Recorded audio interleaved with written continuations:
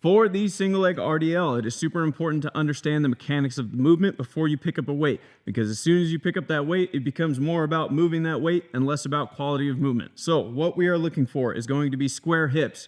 We want to imagine that there's a rod from one side of the pelvis to the other side, keeping it in place right there. One mistake that you'll run into is that the toe will start to turn out on that back foot and it'll open up the hips, okay? We don't want that just as much as we don't want the hips to collapse in as you start to go down. People's shoulders are turned and this hip drops down below, okay? We want the abductors and the adductors to be strong. We want to learn stabilization, okay? And the other thing is that when we are in our tilt, we want to imagine that there's a rod in between our ankle bone of the back foot up through our shoulder. So as soon as our shoulder and chest starts to tilt, that leg is also raising with it, okay? You're gonna get to a sticking point where your hamstring is no longer able to stretch, keeping a nice flat spine. So once we get to that sticking point, we're gonna come back up in control from right there.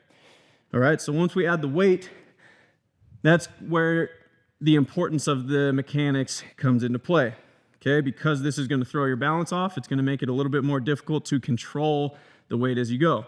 So we're gonna go down, find that sticking point, there it is, and then we're gonna come up, accelerate in control. A lot of people will try to rush it.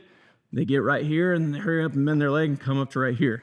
That's not the point of this movement, okay? We wanna work all the way through it, get ourselves to that stretching point, accelerate back up in control. That was the single leg RDL. If you're curious about other movements, go ahead and check out my page, or if you have specific questions, you want me to demonstrate something, leave it in the comments below. Thanks for watching.